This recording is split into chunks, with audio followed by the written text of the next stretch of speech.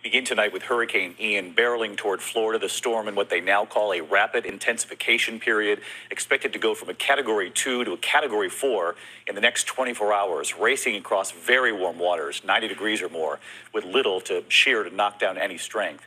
Every county in Florida under a state of emergency. The first mandatory evacuations now underway tonight. Parts of Tampa Bay and Clearwater included. More than 300,000 people told it's too dangerous to stay, that they should get out now. Hurricane Ian just upgraded to a Category 2, winds 100 miles an hour. Tropical storm warnings in effect for the lower Keys. A hurricane warning already for Tampa Bay tonight. This evening, look at the size of this storm, this massive swirl seen from the International Space Station.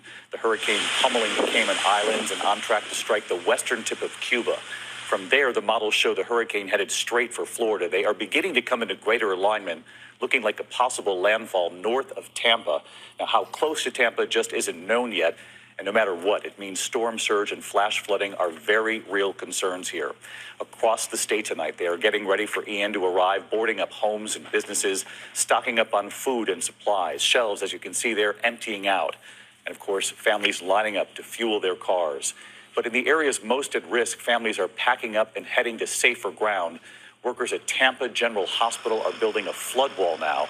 And at the Tampa airport tonight, they are preparing for a potential shutdown of operations sometime in the next 24 hours. Our team of meteorologists, Ginger Zee and Rob Marciano, both in Florida tonight. Rob, on the preparations, the warnings, and the real concern in Tampa Bay with those shallow waters. But first, Chief Meteorologist Ginger Zee. She's on Treasure Island, Florida tonight, taking us through the timing and the track of this. Ginger, good evening.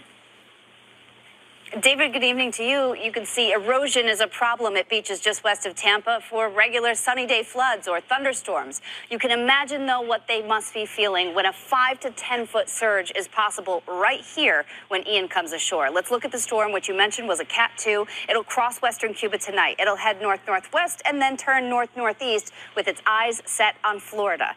Here's how the timing's going to go, and this is where a big problem comes in. It will slow down considerably. When you pile water in this big bubble that is storm surge towards somewhere like Tampa Bay, you are going to have major issues from Sarasota up to Clearwater. But you see those warnings for Fort Myers and Naples, you are not out of the woods. And this storm can still edge south or north. Every little mile is going to count on how much water piles up and what the wind speeds will be. One other thing I can promise you is the whole peninsula needs to watch in that northeast quadrant, because that stationary front, it's going to act like a catcher's mitt, and it's going to slow this thing down. It's going to catch that little ball and let it roll and roll and roll until it finally gets absorbed into it. 10 to 15 inches of rain on top of any of the surge you get. Inland flooding is a problem, and tornadoes that could even reach Daytona or Orlando, that east coast of Florida that still will have a surge 2 to 4 feet. You can see right there. So 5 to 10 feet in Tampa Bay is just a horrific situation, and David will be watching this in the next 24 hours because the big impacts really happen Wednesday night through Thursday. Yeah, we can't overstate this. Up to a 10-foot storm surge right there in that area where Ginger is tonight, Treasure Island and Tampa Bay. Ginger, thank you. As you heard Ginger report there, the Tampa Bay area preparing for what could be the worst hurricane they've seen in 100 years. Senior meteorologist Rob Marciano on the preparations underway, the evacuations, the warnings, and what they're being forced to do at Tampa General. Tonight, Florida families are boarding up their homes, filling sandbags, fueling up, emptying store shelves, and evacuating to safety. First thing that's going to go is going to be power and then the water. So just make sure you have a little bit extra so you can take care of yourself and get out of town. Officials in Pinellas County and Tampa's Hillsborough County announcing mandatory evacuations for some areas and encouraging even more to get out now before it's too late. We expect to have to evacuate over 300,000 people, and it will take some time, which is why we are starting today. The Tampa Bay area now bracing for what could be their first direct hit in 100 years.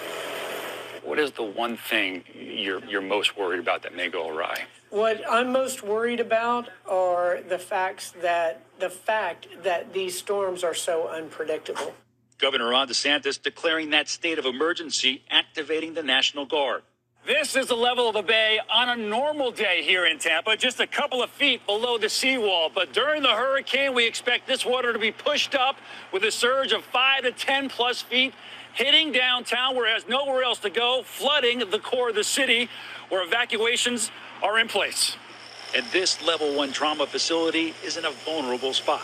They're putting up their flood protection all around Tampa General. This is their aqua fence. It only comes out during a hurricane. It's mobile, it's modular, and it's necessary. This trauma center sits in the evacuation zone. It will likely flood, and this wall is designed to keep the water out so they can keep the patients in.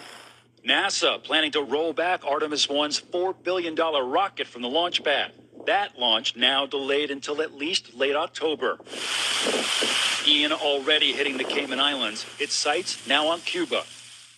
And Rob Marciano, who was tracking Fiona for us all last week, now on this hurricane with us from Tampa Bay. Rob, you've been warning how shallow the water is and why that's so dangerous there. And also tonight, what are officials now saying about evacuations where you are? Yeah, I mean, this bay is not just shallow, David. It is massive. It goes over 30 miles to the Gulf of Mexico. So that is a lot of water to be piled up here. And we're in a new moon cycle, so that raises the water even more onto the doorstep of this city. Hence the evacuations, and they are serious. Police were going door to door through hotels, making sure that guests were gone today. And that's just one zone. We expect 2 more zones to be announced in Pinellas County tomorrow. They want people in the lowest lying areas to get out sooner rather than later. David? Of course, we want people to heed these warnings. Rob, Ginger, our thanks to you both. Of course, we will stay on this as the hurricane approaches. Much more on GMA first thing in the morning.